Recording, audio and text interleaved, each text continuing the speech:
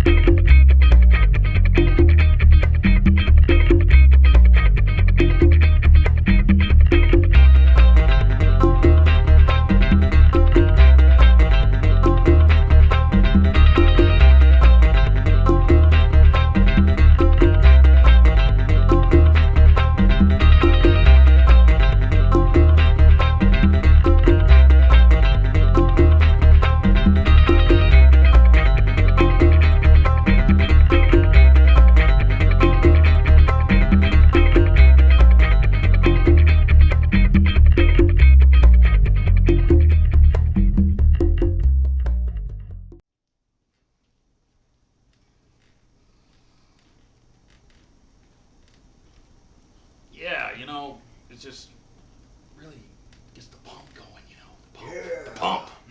Yeah. By the way, I am Hans and this is Franz and we are here to pump you up. We are. Yes.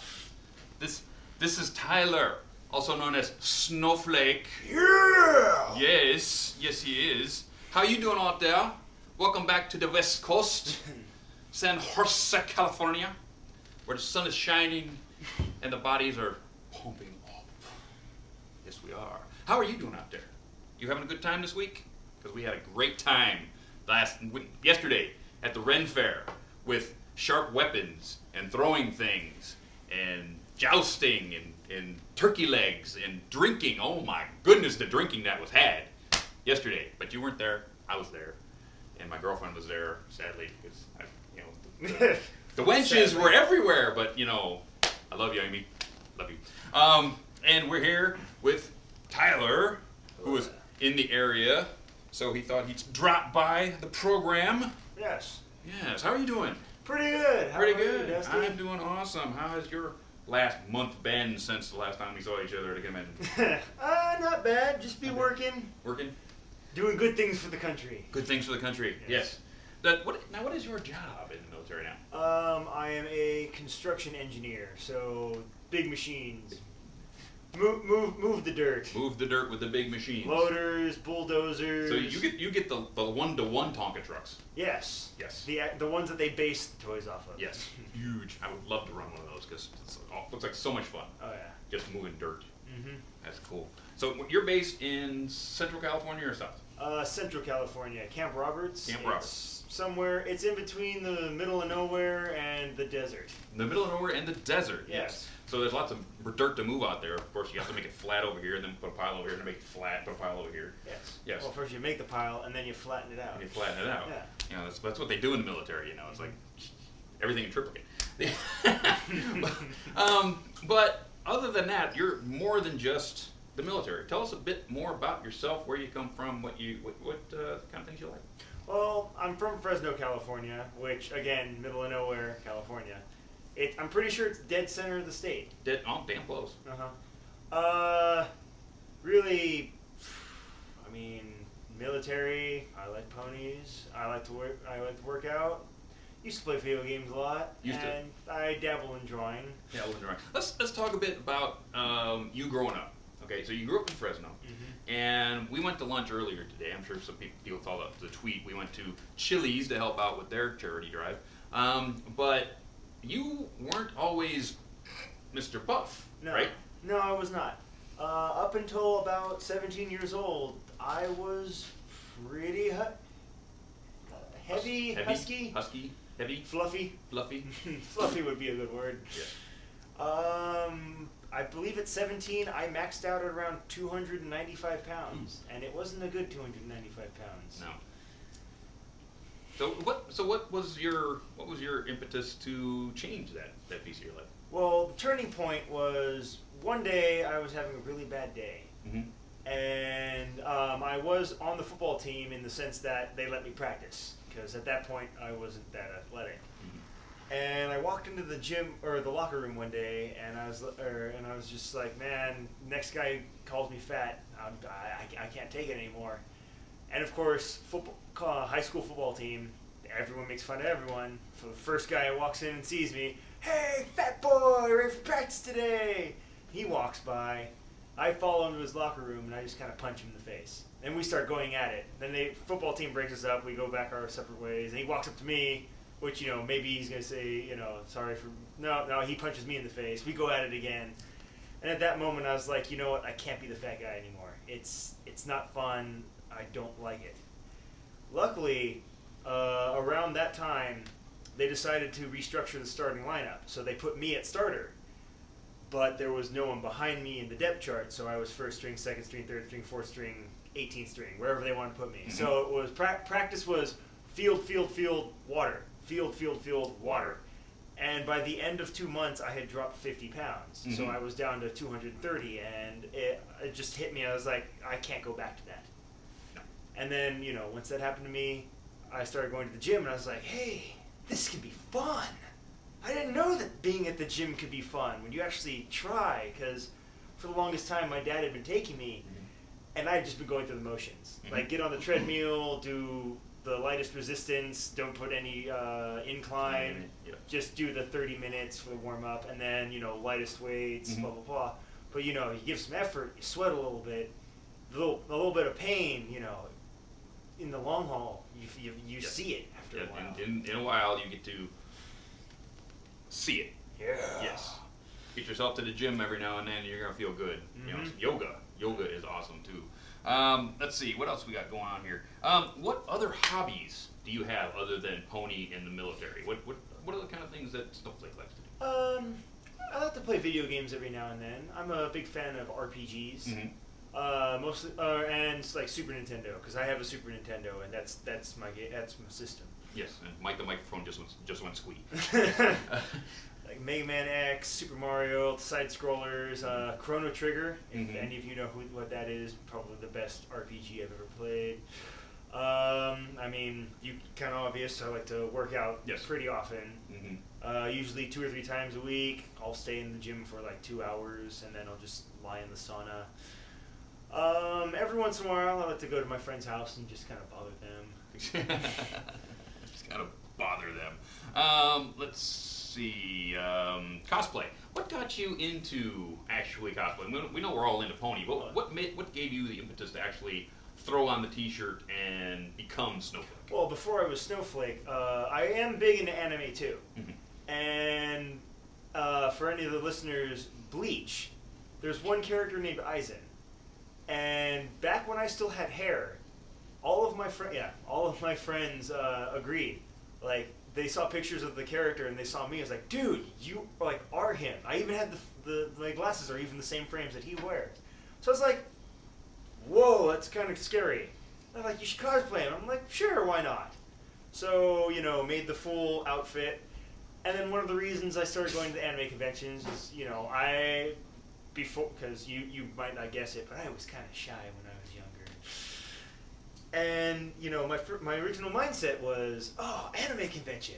People just like me. I'm going to fit in, be parties, and awesome. And of course, I get to an anime convention, even when I'm in cosplay, and it's just like, in the corner, just like, oh, you want to take a picture? Oh, okay. Do a pose. Take a pose, get a picture, get back into the corner. Because I think it's just because, a lot more people doing it better than me, a lot more, different animes, and there's always a stronger difference in opinion.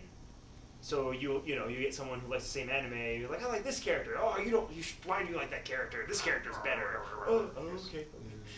Fandom politics. But then, we wouldn't know anything about that. Yeah. So, went on. Eventually, I became a Brony. Mm-hmm. I'm not really sure what urged me the first time, but it was the first con ever on the West Coast was Everfree. Right.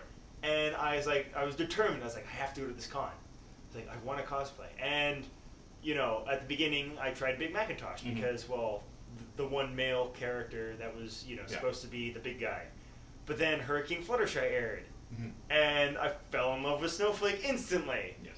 And then everybody was like, I have to do this character. It's going to be awesome. So, you know, put the sleeve, just started yelling, yeah, everyone loved it. Mm-hmm. By the end of Everfree Northwest, I had a cult following. Oh!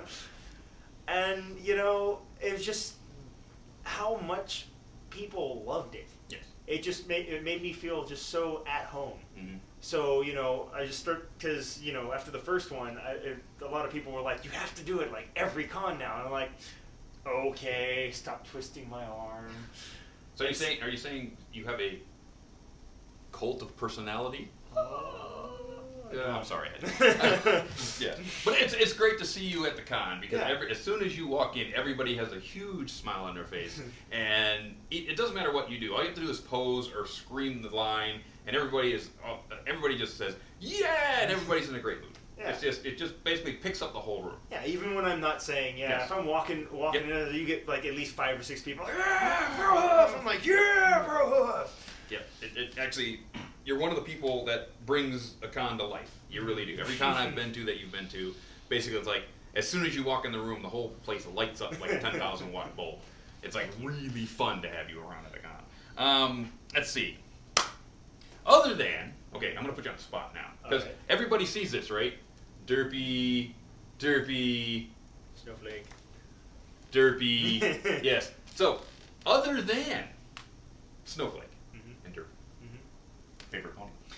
Other than. All right. Well, see, I have a list. So we have favorite mare, which that can be obvious. Obvious. Then we have favorite stallion. Now, favorite princess. All hail the moon butt. Yes. Princess Luna is my favorite. Princess Luna. Then there is favorite main 6, and I'm going to go with Twilight. I identify with Twilight because she is also CDO, which is like OCD, but they're in alphabetical order, as they should be. Yes, a little bit of that. Then I have favorite filly, which would be Fluttershy, because the tall, lanky, I don't know what it is about the tall, lanky pony, but oh my god, I fell in love with her during Cutie Mark Chronicles. And then I'm pretty sure most of your viewers can agree, favorite foal is Applejack. Applejack, more yes. apple fritters. More apple fritter, please. Yes. And then favorite name in the show is Scootaloo. Scooty. Because you can't say Scootaloo without smiling a little bit. You have to smile when you say Scootaloo, because if you don't, I'll get you. And remember, I said these are all my favorites because we all realize best pony is Lauren Faust. Just try and argue that. You're try to argue that best pony is not Lauren Faust. You'll just look silly. Absolutely. Let's see. Favorite thing about the fandom? Favorite thing.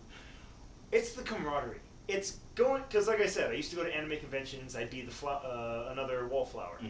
Going to these ones, it's a much more friendly environment because, well, I mean, one thing could be we're all talking about the same thing. Right. I mean, you go to anime convention, it is anime, but that hits a broad spectrum. Yeah, you have 50,000 million shows. And yeah, My Little Pony, it's My Little Pony. And you get the good fans, which, they're like, oh, this is how I see this thing. And then, someone else, oh, well, this is how I see it. And then you have a good conversation about it. You don't have, there's a lot less of, this is my headcanon, and this is how it should be in the show. Yeah. OTP. A lot less of that. Yeah. Yes. So, let's flip that on a tail. All right. What do you hate about the fandom? I don't like how, the amount of drama we let some things get to. How we let it escalate. Admittedly, I'll admit it, the wedding episode, the Twilight with Wings, Equestria Girls, I wanted to rage. When the wedding came out, I raged a little bit because I was like, this is going to be nothing more than the 50-minute commercial. But then we saw it and we're like, okay then, all right, they know what they're doing. Then next, what was first, Equestria Girls or Princess Twilight? Princess Twilight. Yeah, I saw the Wings of Twilight and I was like, no, I know, I don't agree with this, but I am not going to be vocal about it because you just can't be that guy. And then Equestria Girls, and it was just like, well, I mean, the only thing that stopped me was like, it could be Derpy. Derpy might be in here, and if Derpy is in this movie, I am going to defend it with my life. Yes. Which, sadly, when I went and saw the LA premiere, I missed Derpy both times. And, at the end of the movie, someone was like, dude, did you see Derpy? I'm like, No, she can't be in there because I didn't see her. I was looking for her the entire movie. She cannot be in there. No, she was. Yes. So now I have to wait till the DVD. I got it right over there. Of course, I have the Blu-ray copy. Yeah, there you go. And the first 2 seasons on DVD. Yes. And the backpack. And the backpack. And the pillow. And yes. And the necklace. Yes. What else we got? How about this? Most guys like us, okay, when we were very young, were bullied. Yes. Tell me a bit about your youth and possible, bullies.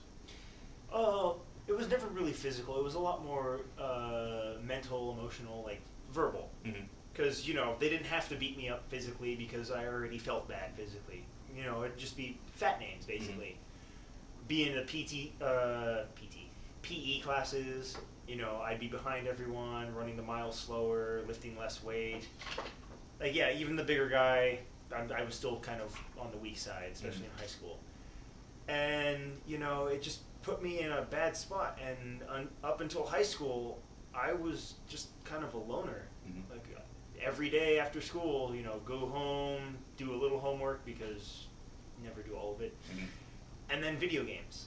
And, that was kind of my childhood. I had like 1 or 2 friends that I knew from like my dad's friends. So, I'd spend the night at one guy's house, spend the night at another guy's house. But, go over to his house, play video games, go back to my place, play video games. So I'd say bullying kind of turned me into a introvert, like a large introvert. And I think once I came into the Brony community, like hearing some of these stories about like guys saving themselves from themselves, taking their own lives, and people getting made fun of for being a Brony, I wanted to try and show that, it's not just the stereotype that's out there. It's like anyone can be a fan of anything. Absolutely. And this is the biggest challenge that someone like you or me is like. It's like you can't be. You're just doing this because it's ironic. Like, no, I love the show. Yeah. And these guys. Yeah, I mean, I'll admit some bronies are a little weird when you see them the first time. And you sit down and you just talk to them. Say, hey, hope you're enjoying the con. It was like, what's your favorite pony? Blah, blah, blah. Get into a conversation. You realize they're not that bad. They're just like everyone else. They're usually just like you. You're usually a little bit introverted, or picked on at school.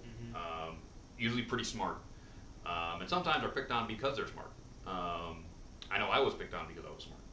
I was an athlete on the football team, but I was actually one of the smartest kids in my class, and I was actually picked on for being too smart, which is sort of weird. But anyway, yeah, it made me an introvert and made me actually have to come out. And one of the reasons I was playing sports was to become more of an extrovert, to do that. I think it was just, I was a fan of football when I was younger, and I was like, well, I'm a big guy, I could try playing football. But, 7th grade, up until 8th grade at my school, there was a weight limit. So in 7th grade, I had to be on the 8th grade team, and on the 8th grade, I really didn't play because, I wasn't that athletic. Then freshman, sophomore, and junior year, I was just on the practice squad, basically. Then senior year, they finally started me. And, I finally got to show that I was decent at running around. Then I got to college, and the 800-pound Samoans were throwing me around like a beanbag. Yep. When you get to college and they run all the weight off you, all of it. I mean, I was 6'3" and 198 pounds playing defensive end in Division II. Yeah, I was in college or in high school. I was 6'3", 280. In college, I was 6'3", 220.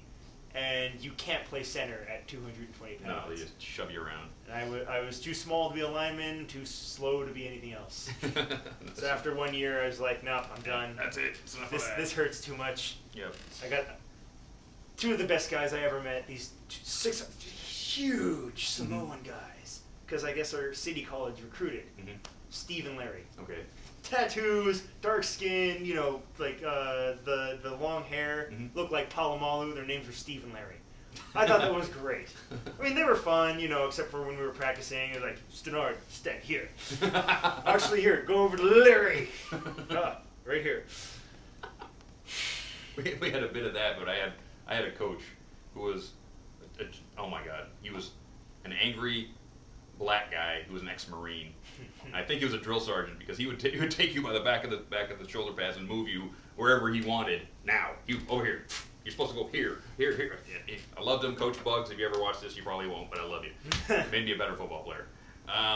Okay, cartoons growing up. Oh, I think we have to hit all the essentials from Cartoon Network. Dexter's Lab, Johnny Bravo, Cow and Chicken. I don't know if I could count Ed and Eddie as growing up, because I was semi-grown up when I was watching it, but, you know, Ed and Eddie was brilliant. Samurai Jack, same thing. Oh, Pokemon. I remember when that first started showing up. Here. Seriously? Oh, man. I couldn't take Pokemon. I just kidding. Not even today can I watch Pokemon. I know Mike's going to kill me, but... Dude, I remember... It was before it got like anyone had heard about it too, because like one day, I don't know why, I woke up early in grade school, like it was 6:20 in the morning, where, you know, I would normally wake up at 7 to start my day, and I catch the tail end of like the last episode of season 1. I'm like, what's this? Kind of reminds me of Dragon Ball Z, which of course Dragon Ball Z and Sailor Moon. Yes. I'm not ashamed to say it. Yes. Toonami, Sailor Moon, Dragon Ball Z, or the other one. But then, like, you know, I started waking up at 6 a.m. every day just to watch Pokemon. Let's see, what's in oh, Digimon? Digimon, okay. Anything before that? Anything earlier than that? Let's see. A lot of Hanna-Barbera. SWAT Cats. SWAT Cats. Yeah. Did you know they took that off because they thought it would have been too violent for kids? Yes. And if you go back and watch it now, it's silly. Yeah. The violence that was in that show is actually silly now. Well, it's not even... They're in a jet. They're in a jet How are you going to... It's like Tom and Jerry. How are you going to reenact some of this stuff? It's like they have this stupid bomb that comes out and shoots Jello or something. It's like, Jello missiles away. It's, what? Yeah, they had the most random weapons. The most random weapons. It was like, so wait a minute, you got 50... watch. They were great. Captain Planet. I don't know you. Johnny Quest? Johnny Quest, yes. Captain Planet? Ooh. Oh, come on. It was cheesy and awesome. It was just cheesy is what it was. Oh, the original Power Rangers. That's not bad. Yes. Okay, not the bad. Green Ranger and the White Ranger. Yeah. Not the full spectrum of... Yes. Watching that actually took me way back to Johnny Sokko and his giant robot in the 70s when I was growing up. Because they first brought over a live action with the giant robot, and he was kind of like a guy, and Johnny Sokko had this radio on his wrist. He could call the giant robot from a canyon underneath the water, and he would come on and he would save Tokyo, and it was really cool. And he'd just fly around with his kid in his palm of his hand, you know, and the kid go, "Kill that, okay," and it was just nuts. But it was Gigantor. That was kind of cool. Let's see, what else can we talk about? We did military, cosplay, kid. What about kids? Now, we know that Snowflake loves the kids. Oh, yes. Loves the kids. Give me a bit about why that is. Why does Tyler feel so much about giving back to the kids? I'm not sure, I'm not really sure where it's... it could be just, you know... the show is for the kids. And, you know... Hasbro, the Hub, the people who, you know, put the show on, that's who they mostly watch. Is like, how are the kids reacting? So I feel as though, you know, you make it a friendly environment for the children. They get more interested into it, or interested in it, into it, and, you know, maybe they get their friends into it. They get more viewers at the target demographic. And Hasbro notices it gets bigger because for some reason Hasbro just doesn't want to acknowledge us. But it's just like kids, they're not the ones who are out there causing the drama. They're not the ones who are putting the not safe for Wuna stuff out on the internet. And you want to keep that purity with them. So like you might know, but when I go to conventions, I'll have like my carrying bag right here with, of course, Derpy Airmail. Yes. I'll fill this with toys. I'll fill it with coloring books, posters, blind bags, whatever. And every time I see a kid, I'll just hand them something. Maybe ask their parent, you know, if I can put them on my shoulder, take a picture. And like, if you guys look a little hard enough on my Twitter, you'll see me post a picture like that every now and then, Mm-hmm. where I have a kid on my shoulder, he's giggling and smiling, I'm posing, looking like an idiot. And it's just like, you want them to have fun. Yes. Because it might stem, you know, we were introverts, we were made fun of. Mm-hmm. These kids are at a Brony convention. This is a place where they're not supposed to be made fun Absolutely. of. Social acceptance. Mm-hmm. And you want them to feel that. You want them to feel, you know, wanted, to be secure. And I think another thing is, like I said, you hear these stories about, you know, bronies just, you know, at their lowest, Mm-hmm. and ponies, you know, bring them back up. Maybe a few years down the line, one of these kids, a little bit older, they're in high school, they're having a bad time. Maybe they go through a box of, you know, memories, and they pull out the blind bag that I gave them, and they go back to that con and how they were running around, getting signatures from the voice actors, asking questions to them, getting pictures, and, you know, it puts them in a better place. And they put it away, and they go about their day with a smile on their face. Absolutely. And, you know, just, I would like to be part of someone's good memory. That's another thing that I love too, because we were at SAC Brony Expo Mm-hmm. a week or so ago, and come in. I've got the table right as you come in the dealer's room, and people would come around, and the different faces that people would want to say, oh, it's DustyKatt, right? Some people would come, hey Dusty, how you doing? Shake my hand, take a button, whatever. This one girl came in with her crew, and the crew said, look, it's Dusty, and she started vibrating like she just saw Paul McCartney. And I'm like, wow, that girl's entire day was just made just by meeting, right? And that's a huge responsibility to me. Mm-hmm. You know, that, you know, to be nice to that person and make sure that they have a good time. Another thing was a giant, huge biker guy comes in. I mean, more tattoos than I've ever seen, and bald head, and just huge, right? And he turns, and I didn't see it immediately. I saw him, and he pointed at me, and then looked to his side, and there's his son, who you can tell is an autistic child, right? And is just excited to meet me, right? So I come out, take a picture, everything. He shakes my hand, thanks me for what I do, and you never can underestimate people or overestimate them. That guy, if you saw him on the street, you would never think that he had a child like that, or that his child was into My Little Pony, and he understood it and actually supported it. Yeah. So don't put labels on people until you meet them. You know, your other don't judge the book by its cover. Don't judge a book by its cover. Don't judge your fellow bronies by what they look like, or their parents by what they do. Okay? Yeah, I mean, until you know them. Yeah, here's a good bronies. If you ever see me at a convention, feel free to come up to me, say hello. Same. You're not. I will not shake your hand though. As Yonder would say, you put that filthy thing away and give me some of the good stuff. Because I am going to hug you, bro hoof you, or put you on my shoulder. Yes. If you haven't seen Wander Over Yonder yet, you're missing it. Because that is a good show. Good show. Okay, we're going to go to commercial. And when we come back, we are going to go through charity.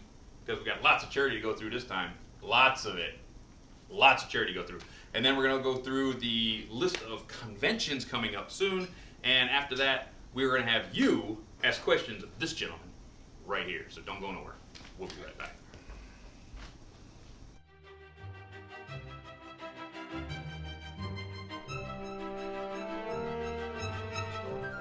Hey you! Yes, you! Do your friends make fun of you because you can't spell the word dog? Does your pyromaniac little sister use your books as kindling? Are your fanfics infested with Draconequus? Boy, do we have the solution for you. Oh, yes, we do. Come visit Ponyville's own Golden Oaks Library, where your head archivist is our very own Princess Twilight Sparkle. Drop in, check us out, get lost in a book. If Rainbow Dash can do it, so can you. Please remember to reshelve all books in the proper Dewey Decimal System location. No gum-chewing, dubstep, mad science, exploding ponies, or party cannons allowed. Those on holidays, winter wrap-up, and whenever Equestria is doomed. Don't text and drive.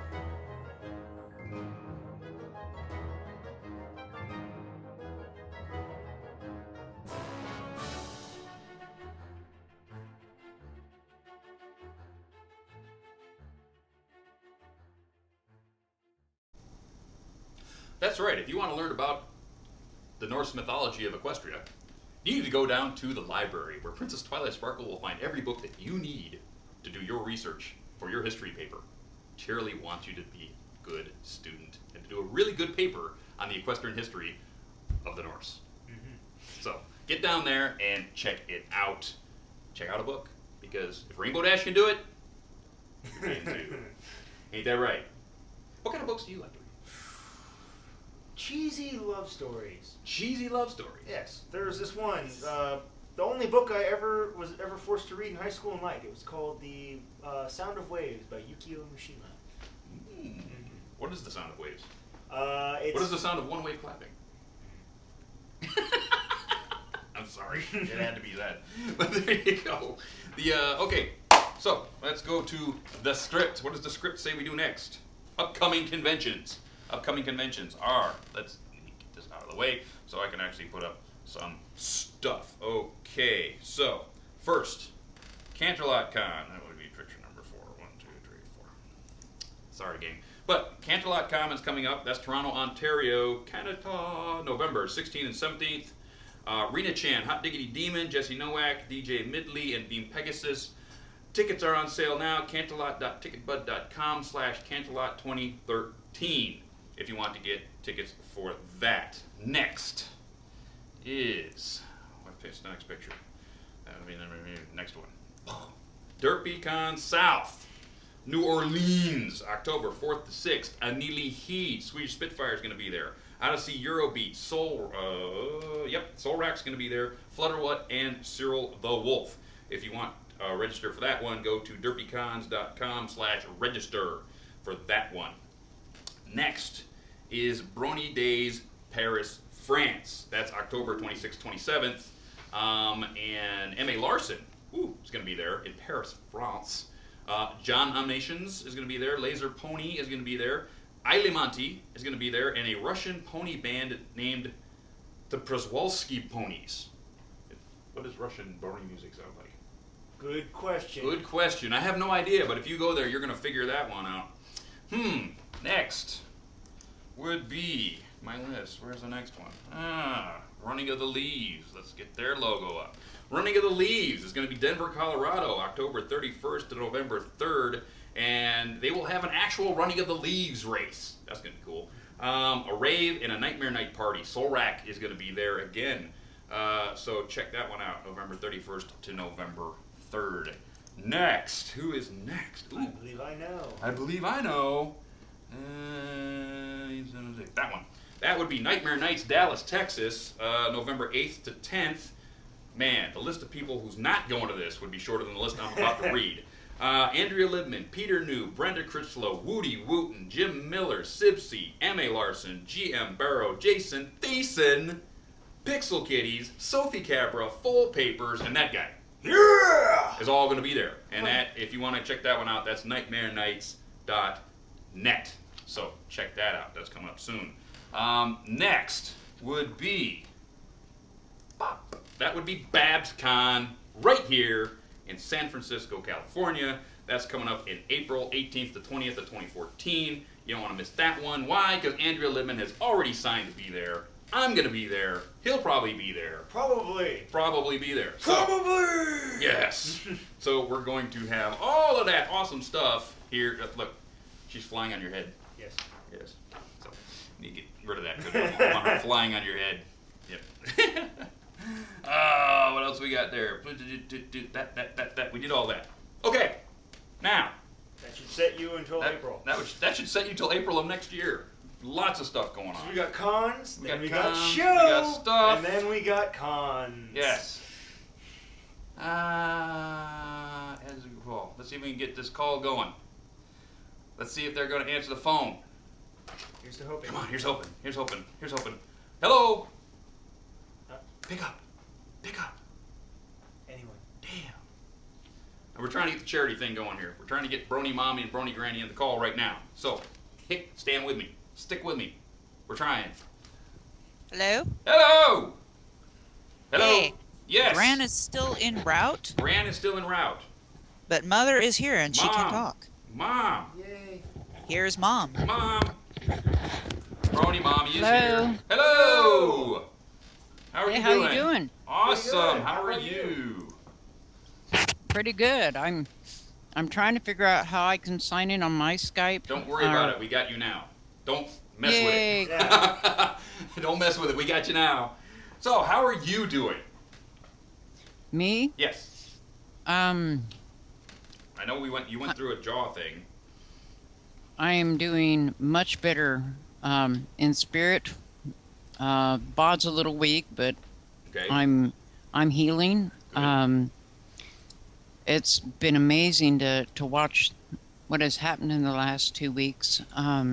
I can't wait for my mom to get here. She is just absolutely blown away. Yeah, we can't wait to talk to Gran. Yeah. That's for sure. And I just, I hope I don't start crying. It's okay Ooh, if you do. It's okay if my you do, mother 'cause just I got didn't. here. My My Granny. mother just got here. Gran's Okay, here. I have Skype on my phone, which Uh-huh. has a camera. But we don't want to do the camera thing. Okay. That'll. I don't have enough bandwidth for it. So Okay. we're just gonna go with voices. Okay, here. Okay. Here is Mother. Just one moment. Brony matriarch. The Brony matriarch. Hi, Hi, Gran. How you doing? pretty good. Awesome. I'm You're all live. excited You're about live on the this. interwebs. Live on the interwebs right now. That is Isn't incredible. Isn't that cool? Yes, How are you doing?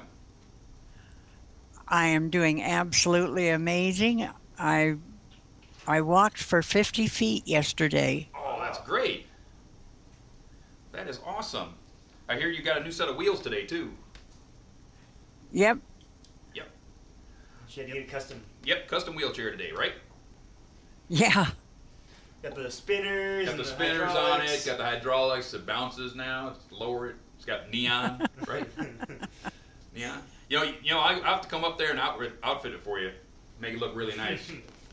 We'll put some spinners on it, Get all the some bugs- lights, put all the big bugs awooga stickers. horn. Woo, yeah. Oh, you're going to put racing stripes Yeah, and we'll all put some that kind racing of good stripes. stuff We'll on put it? racing stripes on it. Remember racing stripes? Yep. We got a horn that goes, Yep. yay. Yay! Get a horn that goes yay. You know, me and the Sarge will come up and we'll pimp that sucker out. Hey, Oh. yeah. So we're gonna get into giving some stuff away. You want to? You want to give some stuff away? Yeah, Awesome. Okay. So first things first. First, grab that stuff there, Tyler. Yes. We don't have this. You get all that other stuff over there. Okay. Alright. So the first prize that's gonna go out Which one? is that one.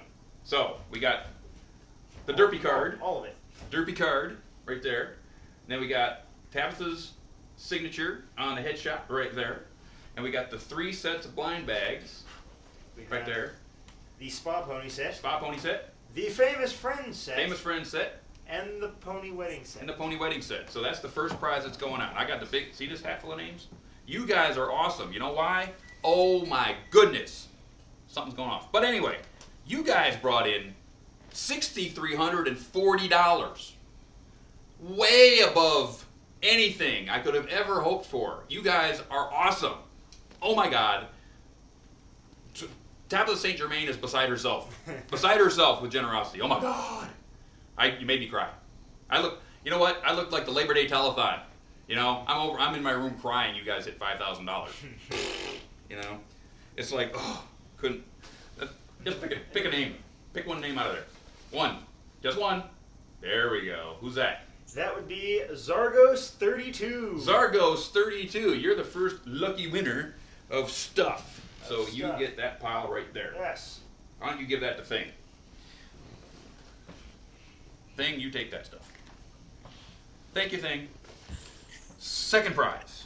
The second prize is, okay, this is the prize of, how did Tabitha put it? Let's see. The generosity prize that's going to come from Tabitha herself. Okay? And it's a surprise. She didn't tell me what it was. She didn't tell him what it was. She didn't tell them what it was. She probably doesn't even know She probably herself. doesn't even know herself at this point. But this is straight from Tabitha St. Germain herself. Okay? So that's this name. And the winner for that is Spectacles, AK. Spectacles, AK.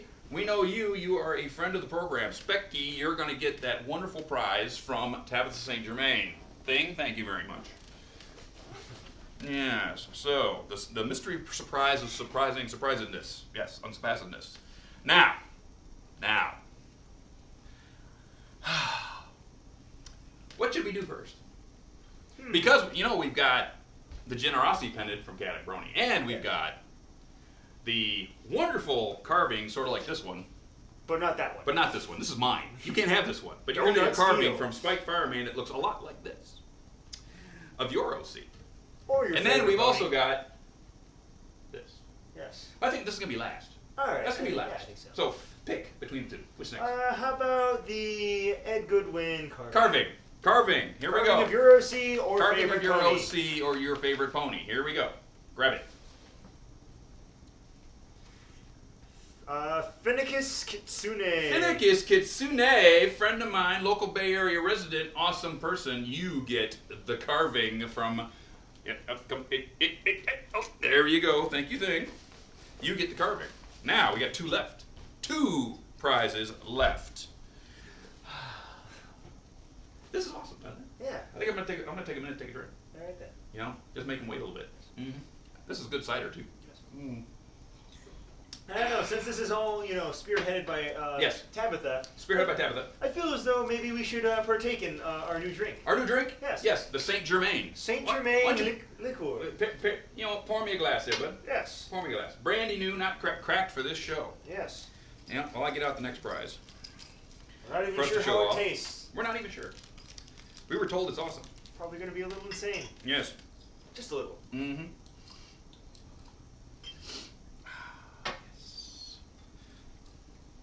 You can talk it whenever you want, Gran. Whatever I you can want- do. Whatever you want to say. Hoocha, hoocha, hoocha lobster. What kind of... Hey, Gran. I just want to say thank you to all the Brony fans out there, and everybody else who's contributing. It's pretty special. It is special, isn't it? Because we really love you guys. You guys give us a lot of help, and we love you. We are bronies. It is our We are pleasure. bronies, and I think I'm going to drink to that right now. Yes. Mmm. Mmm.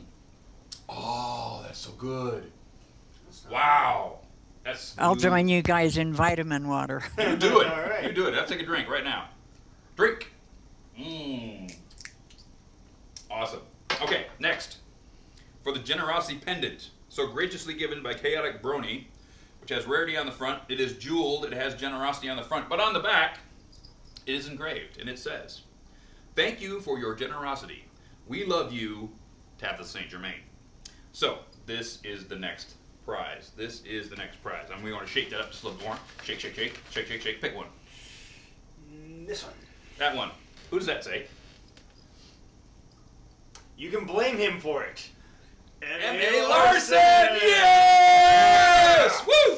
Larson, you get a generosity necklace from AcousticBrony. That There you go, is thing. freaking awesome. Yes. Oh, all right. Yes, M.A. Larson, buddy. Okay, you take that and give that the thing. All right. Okay, now, we're down to it. We're down to it. You know what? Overhaul is sad. See Overhaul right here? He fell in love. Overhaul fell in love because she's been here for a couple of months. Oh my So, gosh. yes, they were a thing for a while. I kept having to move them apart on the table because they kept nuzzling. But you know Oh, what? You know what, my. Overhaul? She's got to go home now. She does. Isn't this beautiful? Yes, Rarity is so beautiful. So, here it comes, people. You know who donated her? Yes, Buttons donated her. Buttons. Buttons donated her. So we're gonna get. Oh, wow. Yep. Prize Let me get possession. these. He donated her. Yes, he donated her prized possessions. So, I'm going to mix these up just a little bit more. Make sure everybody gets an equal chance at Rarity. Would you do the honors, my friend? I think I can do it. Pick one. And what does that name say? Bright idea. Bright Idea! You get the Rarity. Get Rarity. And we'll get a hold of all you guys for all of your mailing details just a little bit later. So, yeah, I think she's gonna live like right back here. Okay. We're gonna put her back because she looks so good on camera. And because And because I don't want to give her up just yet. Overhaul wants She's to still say mine. goodbye. Overall wants to nuzzle. Oh, don't get her tail in the drink. Yeah. We don't want to do that. There we go. There you go, thing. Now kiss. There you go. That was awesome. That was awesome. So we're done with names. Hat. There we go. All right then. Yes. So you guys said, how did you like that? You guys. Brony Granny, Brony Mommy. That was awesome. Was that awesome? Loved it.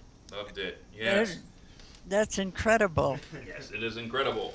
And we love to help you guys out. We love to help people out. So, the anything you guys want to say before we go on?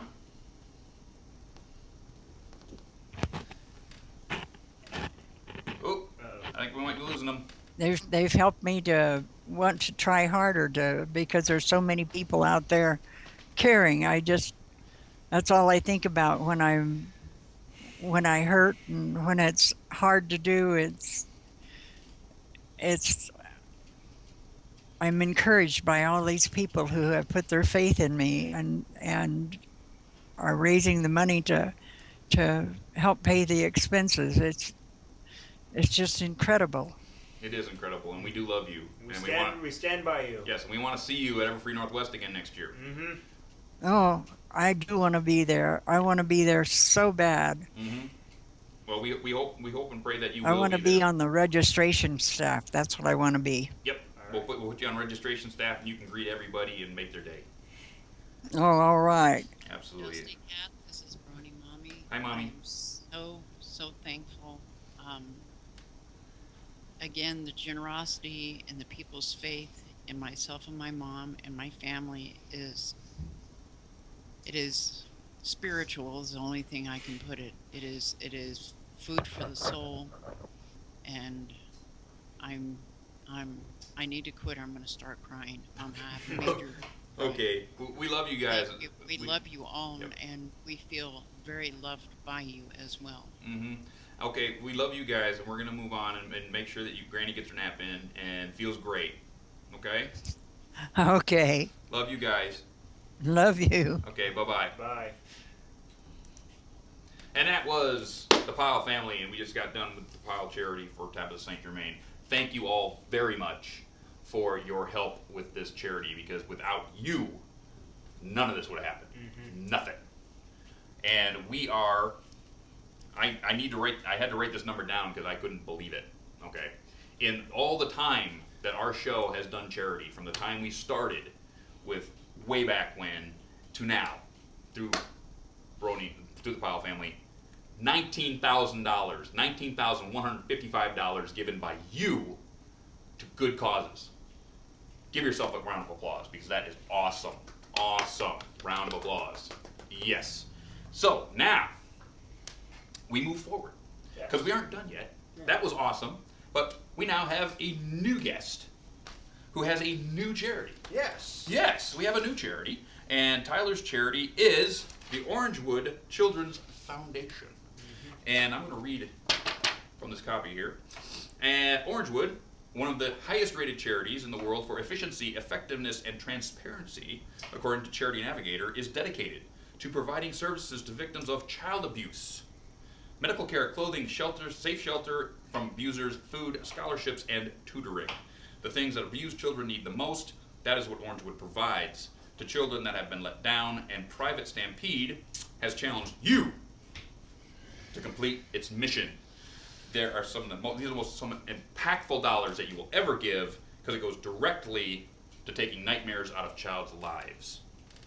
So, that's live on our site right now. So, is generous, very generous, that we're going to do two things, okay? We're going to have, for the original prize, for anything $5 and over, I'm giving up my Crystal Fluttershy for you. This was mine. It can now be yours. But if we break $500,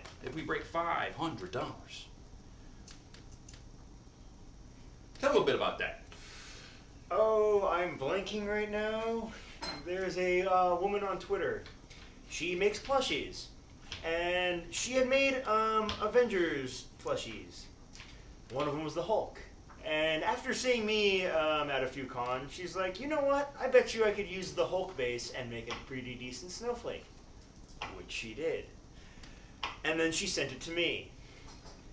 And her request was if I could get it to a good charity, either an auction or, well, heck, this. because she wants it to try and raise as much money as she can to help whoever it can. So, you know, instead of just putting my own money into something and just taking it from myself, I want to give you all a chance to have a little bit of Snowflake. Just a little bit of Snowflake goes a long way. And look at this thing. It not only has the awesome goggles and the beautiful mane and the stubby tail and the cutie mark and the jacket, but he has veins on the biceps. Look at that. And the tiny wings. And the tiny wings. And earrings. And the tiny earrings. This thing is detailed. So anything over when we get over $500, he comes into play. But until we get to $500, it's Crystal Fluttershy. But when we get to $500, this is in play. So with that, after the show, go forth and be generous. And with that generosity, and all of our charities are done for the week. So now, you know who I need? You know who I'm looking for? Screwy! Screwball. Yo. Oh! Oh, there he is. There he is. Screwy's here. How's it going, guys? Hiding again. He's you know what? He's usually in the back licking the Cat 5 cable. What? Can't hear me? Yeah. Okay. I let him lick the windows. No, That's he how licks they the get Cat clean. 5 cable. He licks the Cat It 5 tastes cable. like schnozberries. Schnozberries. Yes. Yep, see? Oh There my it is. goodness. Yep. I'm still You're recovering. sitting on Tyler's head. Oh, joy. Oh, joy. So, how are we doing out there in the chatty box? It's been chatty box. It's been pretty good. Been getting a lot of questions. Yeah, Yeah. that's cool. I will. Please, Bring by all them means, axe all away. Axe away, people. Axe away. So I'll bring this up right now. This Zoinks, is get from away. this was from Purple Prowess. To Stampede. How did you react when you first saw Snowflake, and how fast did you decide to cosplay as him? I thought it was one of the most brilliant visual gags they had done in the show. Because, I mean, you know, keep it safe for Una. All of you know what he is. But, I mean, come on. It was genius. Mm-hmm. And, let's see. I can't really remember the time between Hurricane Fluttershy and Everfree Northwest. But somewhere in the middle of that, when I decided that I was going to go to Everfree Northwest, and I realized... Actually, no. So I'm sorry. Everfree Northwest was not the first time I debuted him. It was Anime Expo that year. Mm-hmm. Because there was a Ask the Ponies panel where it was basically, you know, a couple of nice cosplayers dressed up as the ponies and then trying to answer questions for them. Mm-hmm. And me and a few friends decided we're going to go to this thing. And I brought Big Macintosh, but I never really felt Big Macintosh. And then I was just like, that character. He's the only other real male character. I have to play this character.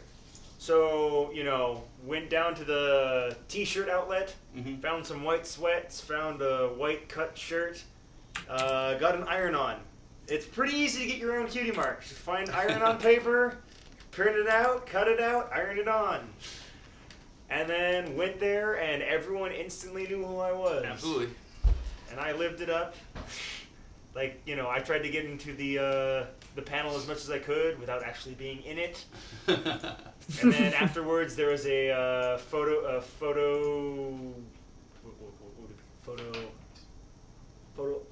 There we go. Photo op. There was a photo op with all of the people on the panel. You know, tried to have fun with that. There's a picture of me I recently posted on Twitter where it looks like I'm retarded happy. I'm hugging one of the Fluttershies.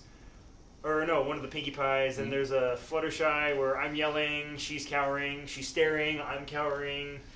Another one where I'm about to eat a muffin, Derpy's about to beat me, and then the obvious follow-up, me on the ground with Derpy holding the muffin over her head. But yes, it was pretty fun once I found, you know, Snowflake, and I was like, I have to be this character. Yep. See, whenever like I talked with you on Twitter, the pictures you do are just so funny. They're so hilarious. You have to realize, I don't take any of my own pictures. It's all other bronies posting them online. Mm-hmm. So, you know, if anyone listening on here knows anyone who has pictures of me, by all means, find a way to get them to me, because that's how I get the pictures that I use. Yep. And, you know, how I get the oh, I remember that one moment from that one con doing that one thing. Yep. As Snowflake, because there's really no other moment for me. Yep. Awesome. So this one is from Firemain. Question for Tyler. Favorite gift you received? Also, thanks for the Applejack necklace. I see. He's trying to give me. He wants me to give him pandas. Because if you don't know, Spike Firemain's the one who does the wood carvings.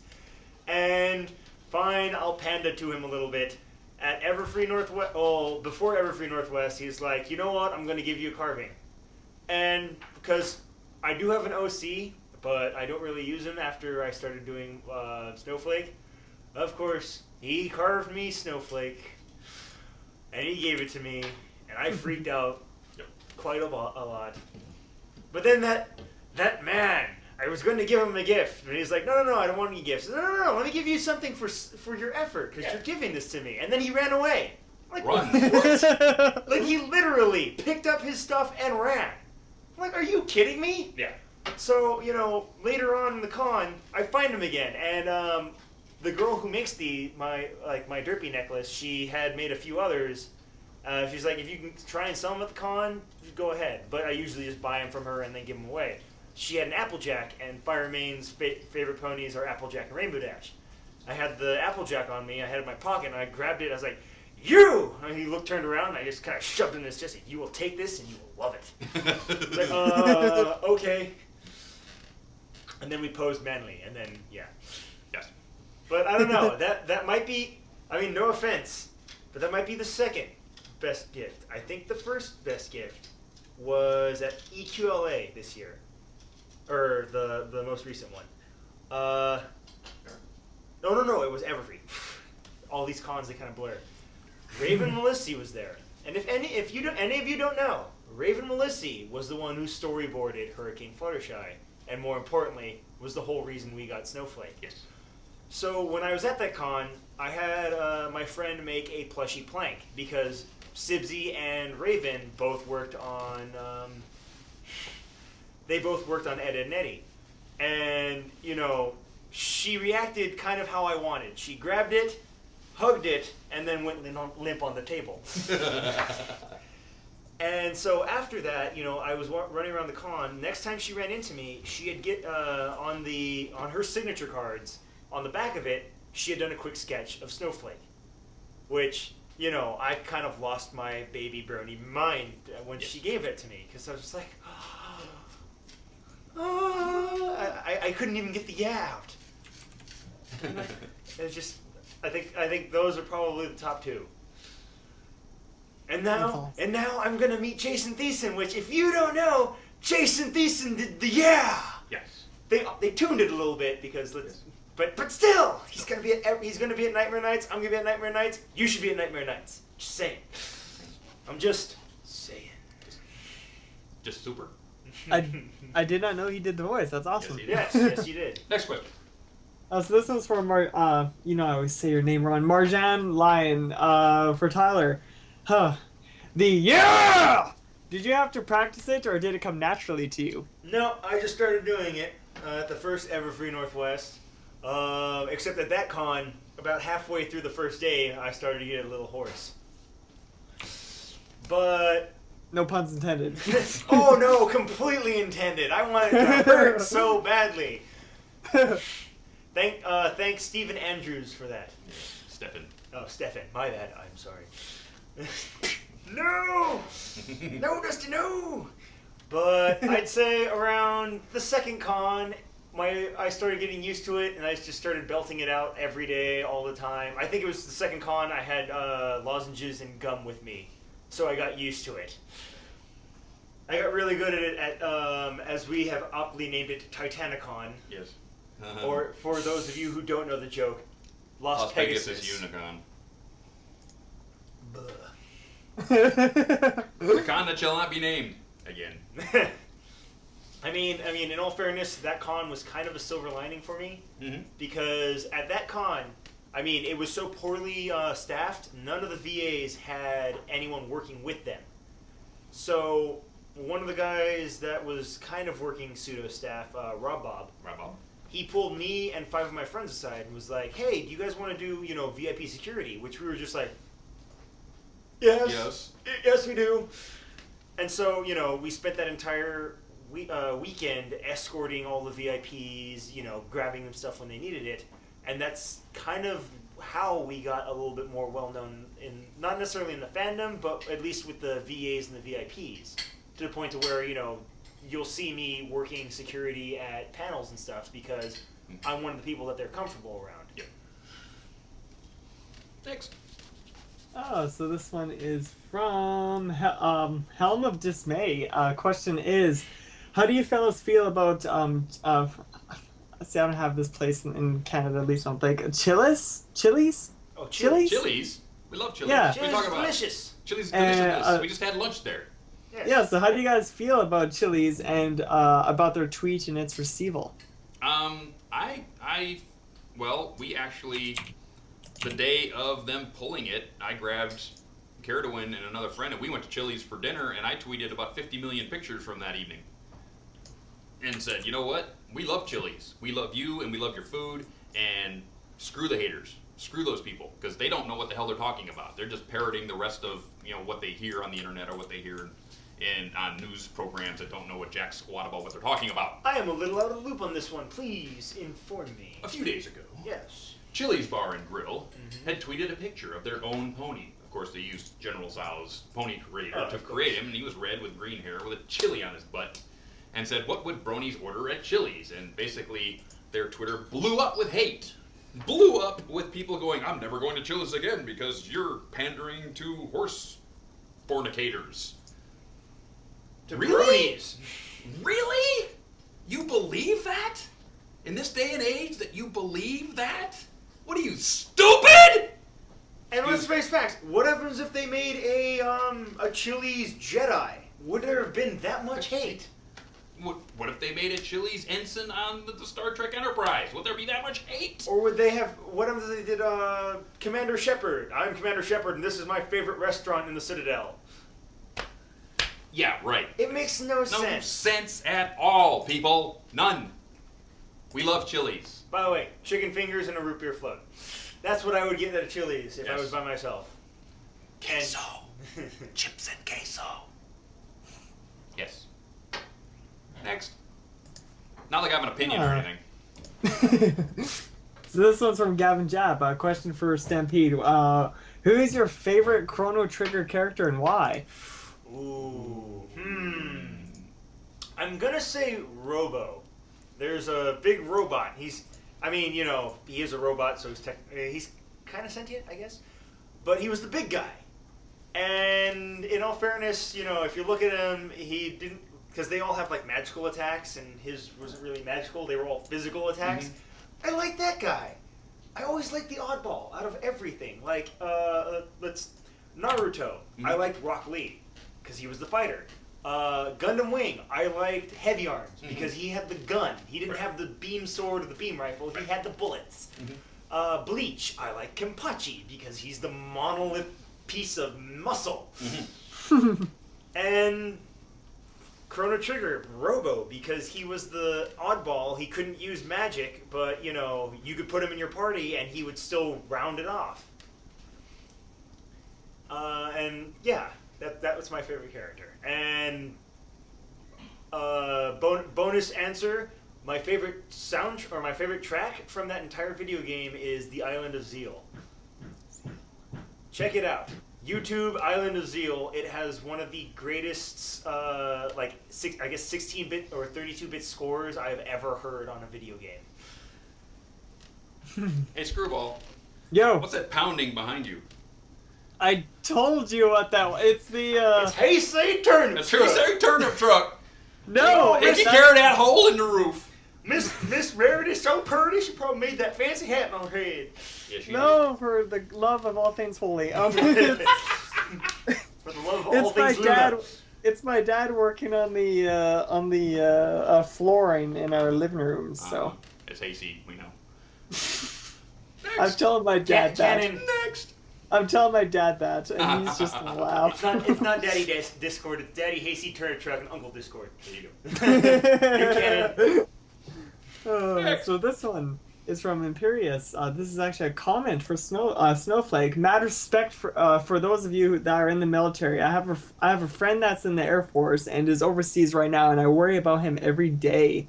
So it makes me happy when you guys are able to serve and return home safely.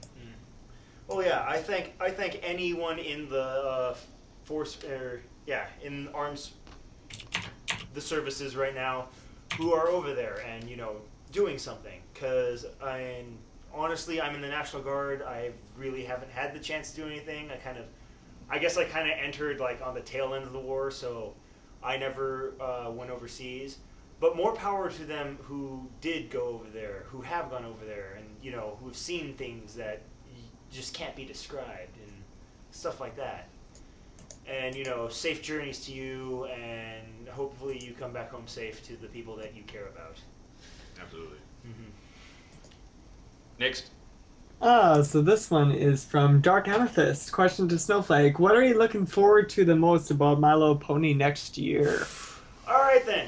So, I don't want to spoil for those people who haven't seen the Comic-Con, but I can't really describe it. There is a Scootaloo episode, and I was looking forward to that, but it has fallen on the four thing. Let's see, the four things. There was going to be a superhero episode. That would be number 4. Number 3 would probably be the Scootaloo episode. Number 2, they were going to bring back Nightmare Moon in an episode. I mean, we've talked about what it's probably going to be. Yep. Don't want to spoil that, but yes, Nightmare. I mean, that is kind of a spoiler. What I am looking forward to that they showed us at the Comic-Con is there is going to be a song. Spoiler. That will have. Let's see. Shan Kent so is Pinkie Pie. It will have Michelle Creeber as Apple Bloom. It will have Ashley Ball as Applejack. And it will also have Peter New singing as Big Macintosh, and it has Tabitha St. Germain as Granny Smith. And I'm just I didn't really realize that they were going to be singing. Like, it didn't really hit me until Peter New says, like, yeah, I'm in the song there. I mean, I'm kind of bass, so you can't really hear me too much. But I was like, all of them are singing in one song. That's going to be so epic. Awesome. Epic. I can't wait to see that finished. Yes. Then I can't wait to see the remixes. All 50 All 50,000 of them. Yeah. Next. Oh, sorry. I think I smell food being cooked. You're that good. Sorry. Oh, it's that good. It just throws me off No, course. Carrie's actually cooking dinner right now, and you're smelling it through the internet. That is probably it. That's probably it. It smells like barbecue. I'm thinking. But this one, this one's from Watchful Rider. Dusty, how come you're so cool? What? I'm not cool. I'm just me. You should feel it in this house. It's like 60 degrees. It's like 60 degrees in here just That's because I'm how in he the room. stays cool. Yes. No, I just do what I do. I mean, I make sure I stand up for what I believe in and things that are right, and I do what I like to do, and that's it. I don't try to be cool. I just try to be myself. Yeah, just be yourself. Just be yourself, and you'll end up being cool. Good for the That's triceps. I mean, one good thing I would like to say to people going to conventions: treat everyone like people. Yes. He's a person. I'm just a a people. person. He's The a people. VAs are people. People. I mean, yeah. I mean, like, when you meet one of us, you can fangirl a little bit, but honestly, it's just like, oh my god, you're so. It's like, hey, how you doing? And then, like, come in, just talk to us. Yep. Don't idolize us. We're not. We're just peoples. Yeah, I mean, we're a little bit muscular, but we're not a special case. Nope. Anyone can get like us. Yep. If you work at it, you can do anything you want. Mm-hmm.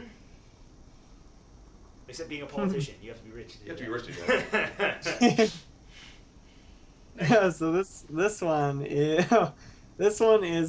oh my god. This one is from sorry, I'm just reading something as I'm doing this. This one's from Nathan Barlow. This is for you all. From the last convention you've been to, what was the most amazing event ever there? I'd like to believe that it was when Sibsy and Sabrina, or Sibsy Sibsy and Raven did their panel and they both wore their OC shirts that I had given to them. Yes. Because they both have OCs. It's Snowdrop, the first Snowdrop, the original, not Snowblind, and Wildfire. Yes. And I was like, why not? So, you know, got a tan shirt, got a blue shirt, got their cutie mark and iron-ons, put it on, and gave it to them, and they both wore it to the panel that they were on, and I was just like, that's so awesome. And then they took a photo op with me. Yep. Oh, I love that picture. That was awesome. That was awesome. For me, it was Sac Brony Expo, and I think I've already described it of having the biker dad with his autistic son come up and talk to me. I think that was awesome. Everybody who came up there and spoke to me was just awesome. It was really great. So I love that little con experience where it was just only 700 people and it didn't even feel that big. It felt like there was only a few hundred people there at any time, and they just kept coming and going, and everything was fun, and everybody had a great time. So. Small con, big meetup. Small con, big meetup. Yeah.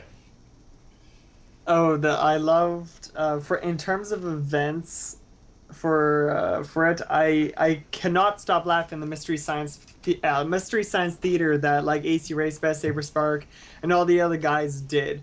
I laughed so hard at that because they did. I don't know if anyone knows what Mystery Science Theater is. Is basically a bunch of people sort of commenting on a movie in the foreground, like as though you're in a theater. And they did the Generation 1 Episode 1 of My Little Pony, and oh, it was so funny. So funny. It was good. I'll bring on the next question. This one's from Lunatic. For Snowflake, what made you join the National Guard over active duty? I think, well, originally I was going to go Navy, but as I was going through all the paperwork and all of the, you know, bureaucracy, I started having second thoughts of, you know, I don't want to sign up, go through basic, and then instantly be sent out somewhere where, you know, I don't know. So, you know, I kind of stopped that. Then a few months later, I met this one girl who was in the National Guard, and I'm like, oh, what's the difference between the National Guard and like active military? And she's like, oh, well, it's kind of active military, but it's only 1 week in a month, and you're usually stationed near your home. Which I was like, all right, that sounds a little bit more my speed. And you know, I read into it a little bit more, and I was like, yeah, I like the idea of staying in California, and only being called in to the base once a month. So I signed up for that, which I got through. I got to basic, and maybe it was just the base I took. Maybe it's because I'm not infantry, but I got into it, and I was like, this is so easy. I should have gone active military, because I'll say it right now. Well, I went to this one base. It's called Fort Jackson in South Carolina. A lot of people in the active military call it Relaxin' Jackson because of the level of toughness that the basic is. So maybe it's just that particular basic was pretty easy. But, I mean, I'd like to believe that it's just, the Army's getting soft. You don't say. Yeah. It's just like, you would think Army would be the one place that politically correctness can't get. But, like, I went in there hoping for a full metal jacket. I wanted a guy, if I screwed up, to knee me in the stomach and, you know, throw me into the ground physically. But, no, it was like band camp. No.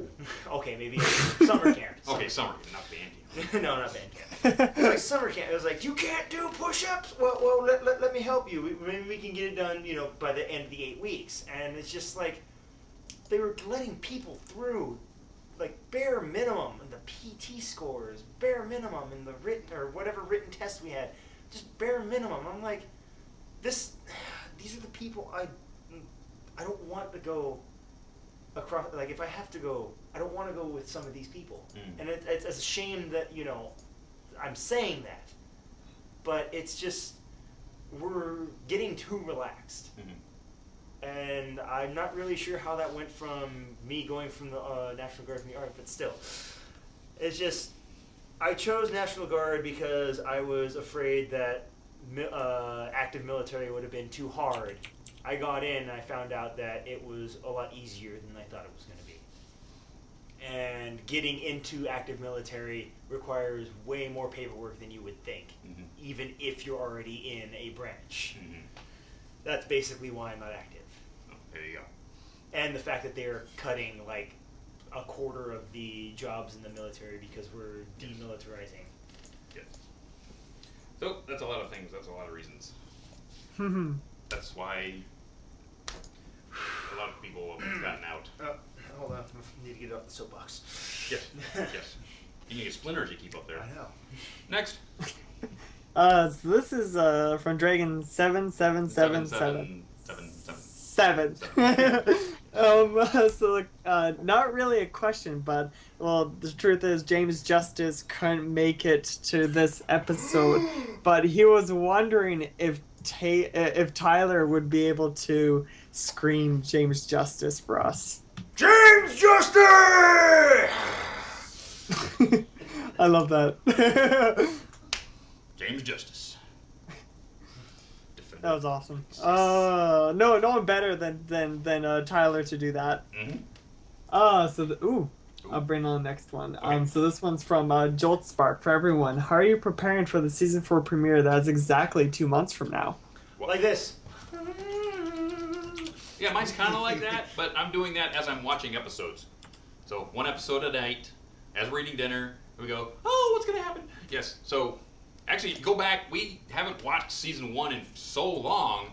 Going back to watch the season 1 in order, it's like you're catching stuff you forgot, which is awesome. It's like, oh, I forgot that happened.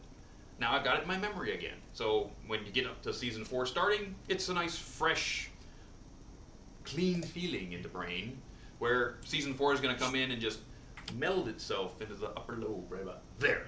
And it's going to be awesome. I feel bad because I haven't been doing that, but I plan on sometime during this week, I'm going to marathon all the way up to the episode that, you guys are already on, and then just try and keep up with it. Yes. And if I miss one, then I'll just do 2 episodes. Oh, darn. Oh, darn. 44 minutes of Pony instead of 22. How hard Hold life me back. is. Twist that. Twist it. Twist it. Twist it. Twist it. Twist it. Ah! Okay, I'll do it. I've just been working and playing Grand Theft Auto. That's all I'm doing. You can't take 22 minutes for Pony. 22 minutes for ponies. I could do that. Yeah, that's true. I could. Yeah. But that's just 22 minutes. Then I got the rest the other time. Don't make me chain you to the TV. Don't make me. As long as it's Grand Theft Auto right on it. No Grand Theft Auto. Oh. We should just find a YouTube video of the opening theme for 10 hours and make him watch it. There you go. Hold him down, put tape around his eyelids. It'll be a chicken. It'll be a robot. Is chicken. that good for me, or is that just it'll be straight up screwball torture? robot chicken. Oh my goodness, that's I don't know if that's terrible or It'll good. be I'm good having for you mixed for the first emotions. 3 hours. Yes, and then the first after 3 about hours will be 3 good. hours and 10 minutes, you'll probably snap. Mm-hmm. I will probably go nuts, and you don't want that. So this one, this one is from Bunny Girl 2190 to Tyler. How do you feel about pink fluffy unicorns? I prefer them dancing on their rainbows. Funny story about Miss Bunny Girl 2190. She is my friend. She is the one that helps me make my stuff, like the tiny wings on my snowflake. She also made the necklace for me, and she made something for you. Yes, this is my shameless plug for Bunny Girl 2190 on Twitter and DeviantArt. She has been gracious enough to make you a necklace. Overhaul. Isn't it so cute?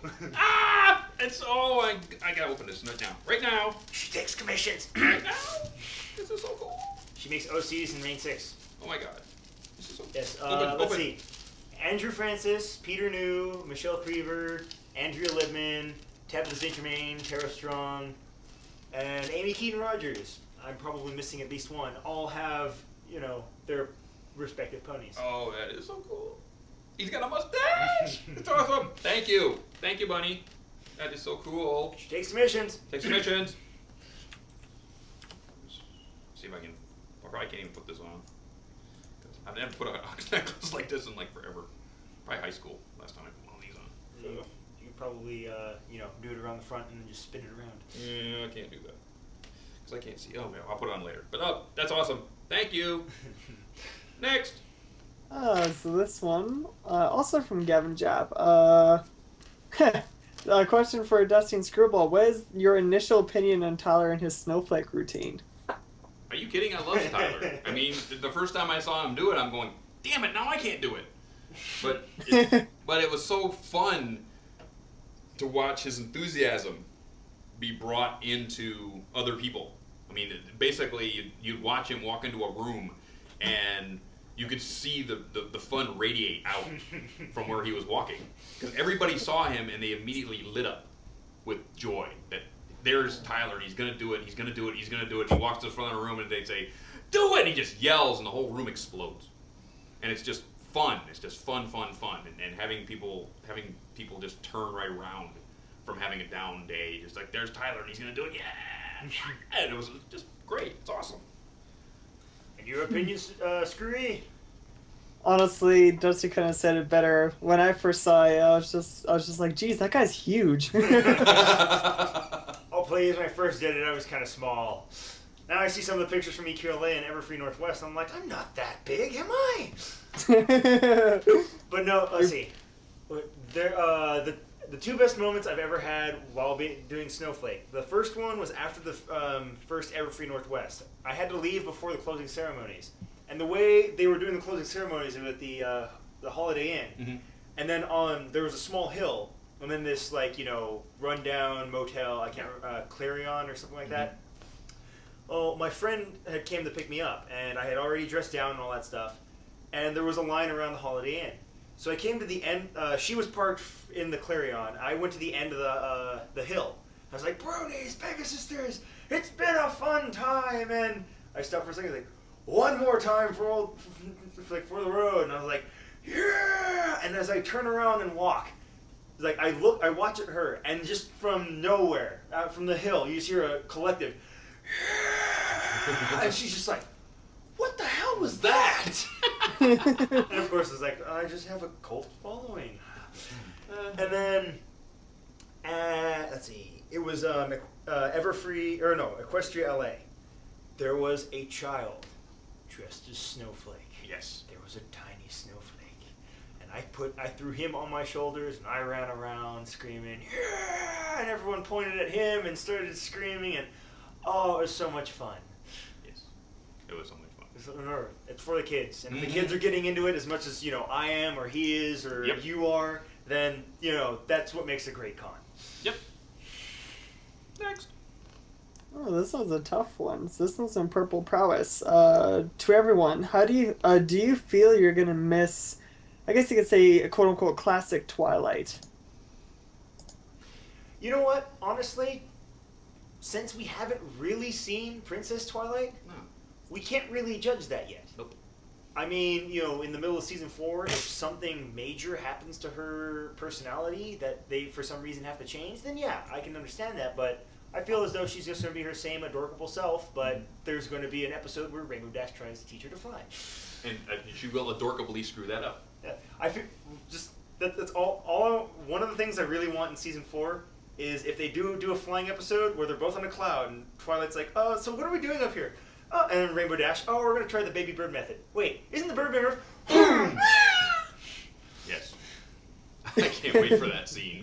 They're going to do it. It's going to be hilarious. Next. So this one's from Parasol. Question for Snowflake. How did you discover the show and become a brony?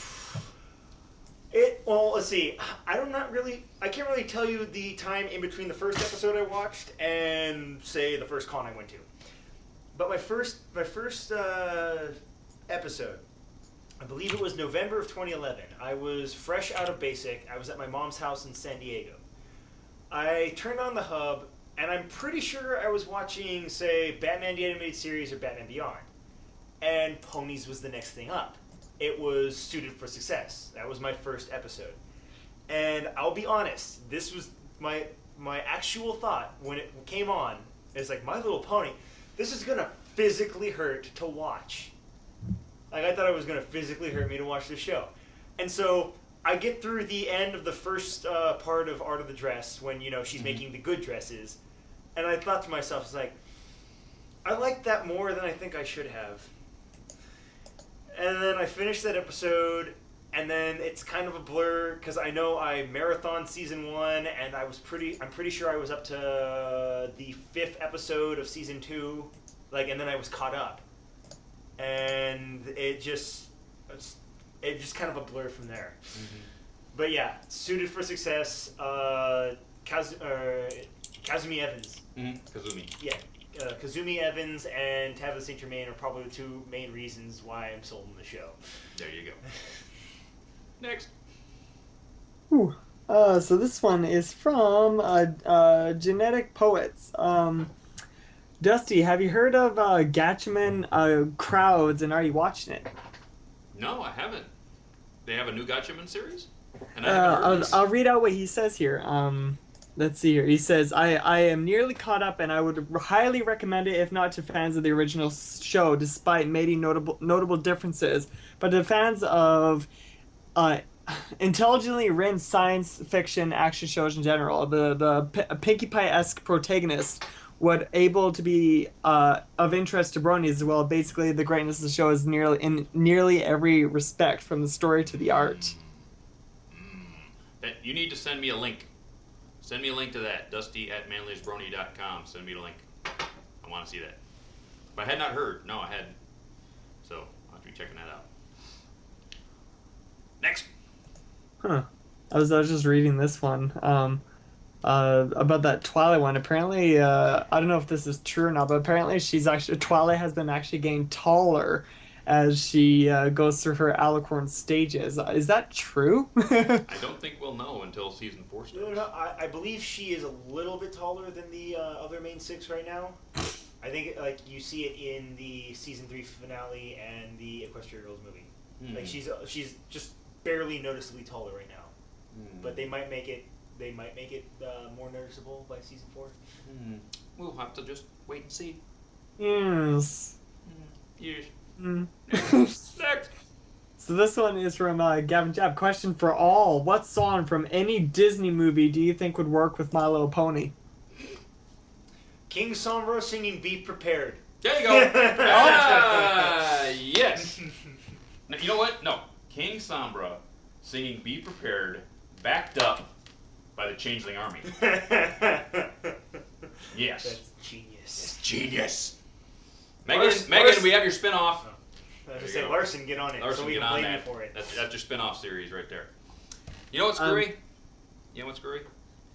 It's that time again. Oh goodness. This show has been so manly, it just went like that. If it were any more manlier, Like the radio would have turned into a bicep. Yep. Oh my god. If it was any manlier, it went over before it started.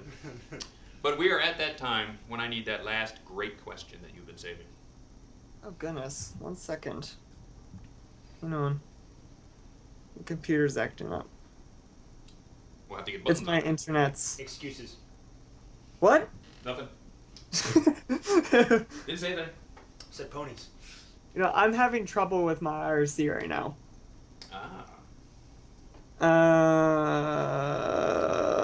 Fudge cakes. Wait, I'm just gonna go on my Twitter then through my phone and see if I can pick up something. This is terrible, right? This is actually kind of a good thing that's happened at the last minute, because imagine if this happened earlier. Yes, imagine. We'd go through hell. I mean, heck. Imagine all Tataris. the people. Tataris. You know what? I'm for loss. Yeah, I'm for loss. I'm gonna make up a question as we go along. Do it. By all means. What color are the unicorns? Pink. Where are they dancing? On rainbows. I can't remember that last question. Use one word to describe the magical texture of their fur. Smile. Yeah! Here, That's it. I got nothing. Can I say something? Yes. I want to give a reason why I like Derby so much. Why? It's not just, cuteness or anything, but, I'm glad to say that I was a fan of the show before the last round down, when she finally got her words. Because, let's face facts, without Bronies, she would have been nothing more than, a background animation error. True. She would have been nothing more than, the cut, copy, paste pony. Then, they wouldn't have thrown her in everywhere. She wouldn't have been the one that dropped the stuff on. Like Woody actually said, He went back after seeing the scene when Twilight gets all the stuff dropped on her and feeling peaky keen. He watched that scene, and they went back and put Derpy in there. Mm-hmm. Derpy is the accumulation of what Bronies were able to do for the show. We weren't like the good ones. We were nice. We made the VAs, we made the staff, made them feel welcome. We made them want to give us a little pandaing. And if you were a fan of the show before the last roundup, in a way, you had a small hand in making a character that made it onto the show. She is all of ours. It's like she's the ultimate pinnacle of what we could do, what a fandom can do to a show if we work towards the right things, if we do the right stuff, if we are good. That is why I like Derpy, because there's a little Brony in her. Aww. And with that, we're at the end of the show. Yes. Thank everybody for coming tonight to check out Tyler and myself and all of the help that you gave Brony Granny and Brony Mommy in our charity. Thank you, Tabitha, for bringing that to our attention. Thank you, Sac Brony Expo, for giving us a great time a couple weekends ago. And let's see, Amy, my wonderful girlfriend, Thing, which is right over there, for helping at all times. Everfree Network for giving us this wonderful platform to do what we do. And all of you. Yes. For coming out every time we turn on that camera to make fools out of ourselves. So that you come and watch us do what we do. And with that, we're out of here. Two things. One, new t-shirts are live. Redbubble.com. Look up Everfree Network. You'll find a t-shirt for this very program. Stay Brony, my friends. It's all brandy new. So if you like the old shirt, we got a new shirt. Check it out. There'll be a new shirt every few months, I think. We'll get some new art up there. And we'll just keep putting new shirts up with stickers and everything else. And number two, in 2 weeks, our guest, Eile Monty from England, live. She'll talk about VAs, she'll talk about singing, she'll talk about going on tour, she'll talk about working in the theater, because she does do that. And she doesn't have to talk. I mean, she doesn't have to talk. She just sit there, look pretty. Look pretty. She's so pretty. Yeah. Yes, but she's going to be with us in 2 weeks, so don't miss that. Also, make sure you go check out manliestbrony.com for the new charity that this man put up for children. You don't want to miss out on that. Which, as soon as we're done here, I am going to put $100 into it. His own cash. Mm-hmm. So, go check that out. Thank you very much for coming. We'll see you in 2, and we'll catch you later. Be excellent to each other. Bye-bye. Good night, sweetheart. Well, it's time to go. Good night, sweetheart. Well, it's time to go. We hate to leave you, but we'll be back soon. Good night, sweetheart. Good night. Good night, sweetheart. Good night. Going to the anime conventions is, because you might not guess it, but I was kind of shy when I was younger. And, my original mindset was, anime convention. People just like me. I'm going to fit in, be parties, and awesome. And of course, I get to an anime convention, even when I'm in cosplay, and it's just like, in the corner, just like, you want to take a picture? Oh, okay. Do a pose. Take a pose, get a picture, get back into the corner. Because I think it's just because, a lot more people doing it better than me, a lot more, different animes, and there's always a stronger difference in opinion. So you get someone who likes the same anime, you're like, I like this character. Oh, why do you like that character? This character's better. Oh, okay. Fandom politics. But then, we wouldn't know anything about that. Yeah. So, went on. Eventually, I became a Brony. Mm-hmm. I'm not really sure what urged me the first time, but it was the first con ever on the West Coast was Everfree. Right. And I was determined. I was like, I have to go to this con. I was like, I want to cosplay. And, at the beginning, I tried Big Macintosh because, the one male character that was, supposed to be the big guy. But then Hurricane Fluttershy aired, Mm-hmm. and I fell in love with Snowflake instantly. Yes.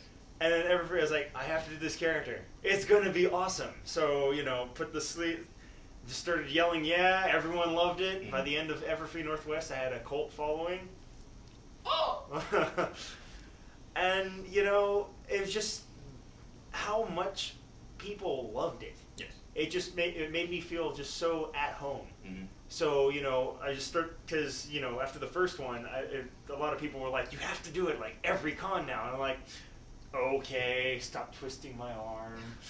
So are you saying you have a cult of personality? I'm sorry. Yeah, but it's great to see you at the con because as soon as you walk in, everybody has a huge smile on their face, and it doesn't matter what you do. All you have to do is pose or scream the line, and everybody just says yeah, and everybody's in a great mood. Yeah. It just basically picks up the whole room. Yeah, even when I'm not saying if I'm walking in, you get like at least 5 or 6 people. Yeah, Bro Hoof. I'm like, yeah, Bro Hoof. Yeah, it actually, you're one of the people that brings a con to life. You really do. Every con I've been to that you've been to, basically it's like, as soon as you walk in the room, the whole place lights up like a 10,000 watt bulb. It's like really fun to have you around at a con. Let's see. Other than, okay, I'm going to put you on the spot now. Because everybody sees this, right? Derpy, Snowflake. Derpy, yes. So, other than Snowflake and Derpy, favorite pony. Other than. All right. Well, see, I have a list. So we have favorite mare, which that can be obvious. Then we have favorite stallion. Now, favorite princess. All hail the moonbutt. Yes. Princess Luna is my favorite. Then there is favorite main 6, and I'm going to go with Twilight. I identify with Twilight because she is also CDO.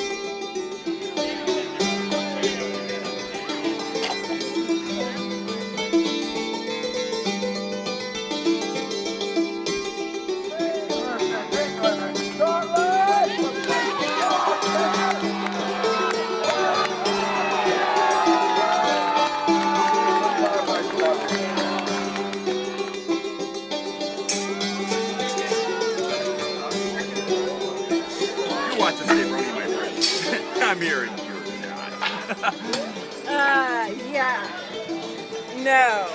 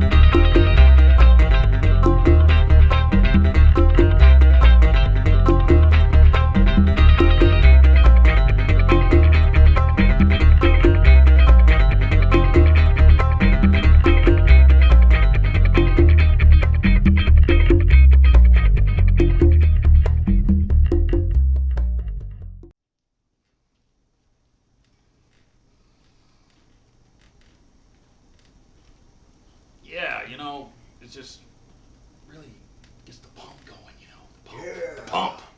Yeah. By the way, I am Hans and this is Franz, and we are here to pump you up. We are. Yes. This is Tyler, also known as Snowflake. Yeah. Yes. Yes, he is. How you doing out there? Which is like OCD, but they're in alphabetical order, as they should be. Yes. A little bit of that. Then I have favorite filly, which would be Fluttershy, because the tall, lanky... I don't know what it is about the tall, lanky pony, but oh my god, I fell in love with her during Cutie Mark Chronicles. And then I'm pretty sure most of your viewers can agree, favorite foal is Applejack. Applejack, Oh, yes. Applefitters. Applefitter, please. Yes. And then favorite name in the show is Scootaloo. Scooty. Because you can't say Scootaloo without smiling a little Yes. bit. You have to smile when you say Scootaloo, because if you don't, I'll get you.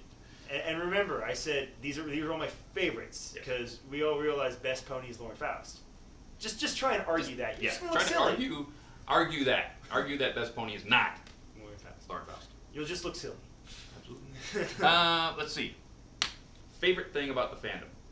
Favorite thing? It's the camaraderie. It's going, because like I said, I used to go to anime conventions. I'd be another wallflower. Going to these ones, it's a much more friendly environment.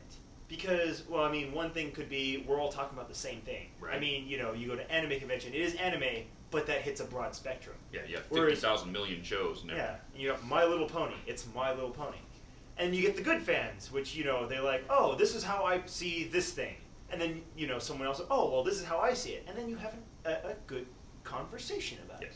You don't have, there's a lot less of, this is my headcanon and this is how it should be in the show. Yeah. OTP. A lot less of that. Yeah. So, let's flip that on a tail. All right. What do you hate about the fandom? I don't like how, like, the amount of drama we let some things get to. Like, how we let it escalate. Like, admittedly, like, I'll admit it, the wedding episode, the Twilight with Wings, Equestria Girls, I wanted to rage. When the wedding came out, I raged a little bit, because I was like, this is going to be nothing more than the 50-minute commercial. But then we saw it, and we're like, okay then. Alright, they know what they're doing. Then next, what was first, Equestria Girls or Princess Twilight? Princess Twilight. Yeah. I saw the Wings of Twilight, and I was like, no, I know, like, I don't agree with this, but I am not going to be vocal about it, because you just can't be that guy. And then Equestria Girls, and it was just like, well, I mean, the only thing that stopped me was like, it could be Derpy. Derpy might be in here, and if Derpy is in this movie, I am going to defend it with my life. Yes. Which, sadly, when I went and saw the LA premiere, I missed Derpy both times. And, like, yeah. At the end of the movie, someone was like, dude, did you see Derpy? I'm like, no, she can't be in there, because I didn't see her. I was looking for her the entire movie. She cannot be in there. No, she was... yes. So now I have to wait for the DVD. I got it right over there. Of course, I have the Blu-ray copy. Yeah, there you go. And the first 2 seasons on DVD. Yes. And the backpack. And the backpack. And the pillow. And, yes. And the necklace. What else we got? How about this? I'll be fat. I can't take it anymore. And of course, high school football team. Everyone makes fun of everyone. For the first guy who walks in and sees me, hey, fat boy, ready for practice today? He walks by. I follow him to his locker room, and I just kind of punch him in the face. And we start going at it. Then the football team breaks us up. We go back our separate ways. And he walks up to me, which, you know, maybe he's going to say, you know, sorry for... No, he punches me in the face. We go at it again. And at that moment, I was like, you know what? I can't be the fat guy anymore. It's not fun. I don't like it. Luckily, around that time, they decided to restructure the starting lineup. So they put me at starter. But there was no one behind me in the depth chart, so I was first string, second string, third string, fourth string, 18th string, wherever they wanted to put me. So it was practice was field, water, field, water. And by the end of 2 months, I had dropped 50 pounds. So I was down to 230, and it just hit me. I was like, I can't go back to that. No. And then, you know, once that happened to me, I started going to the gym, and I was like, hey, this can be fun. I didn't know that being at the gym could be fun when you actually try, because for the longest time, my dad had been taking me, and I had just been going through the motions. Like, get on the treadmill, do the lightest resistance, don't put any incline, just do the 30 minutes for the warm-up, and then, you know, lightest weights, blah, blah, blah. But, you know, you give some effort, you sweat a little bit, a little bit of pain, you know, in the long haul, you see it after a while. In a while, you get to see it. Yeah. Yes. Get yourself to the gym every now and then, and you're going to feel good. You know, yoga is awesome, too. Let's see, what else we got going on here? What other hobbies do you have other than pony and the military? What are the kind of things that Snowflake likes to do? I like to play video games every now and then. I'm a big fan of RPGs. Mostly, and like Super Nintendo, because I have a Super Nintendo, and that's my system. Yes, and Mike the microphone just went squeak. Like Mega Man X, Super Mario, side scrollers, Chrono Trigger. If any of you know what that is, probably the best RPG I've ever played. I mean, kind of obvious. I like to work out pretty often. Usually 2 or 3 times a week. I'll stay in the gym for like 2 hours, and then I'll just lie in the sauna. Every once in a while, I like to go to my friend's house and just kind of bother them. Just kind of bother them. Let's see. Cosplay. What got you into actually cosplaying? We know we're all into pony, but what gave you the impetus to actually throw on the T-shirt and become Snowflake? Well, before I was Snowflake, I am big into anime too. And for any of the listeners, Bleach. There's one character named Aizen. And back when I still had hair, all of my friends agreed. Like, they saw pictures of the character and they saw me. I was like, dude, you are him. I even had my glasses are even the same frames that he wears. So I was like, whoa, that's kind of scary. They're like, you should cosplay him. I'm like, sure, why not? So, you know, made the full outfit. And then one of the reasons I started going... Welcome back to the West Coast, San Jose, California, where the sun is shining and the bodies are pumping up. Yes, we are. How are you doing out there? You having a good time this week? Because we had a great time yesterday at the Ren Fair with sharp weapons and throwing things and jousting and turkey legs and drinking. Oh my goodness, the drinking that was had yesterday. But you weren't there. I was there. And my girlfriend was there, sadly, because the wenches were everywhere. But, you know, I love you, Amy. Love you. And we're here with Tyler, who was in the area. So he thought he'd drop by the program. Yes.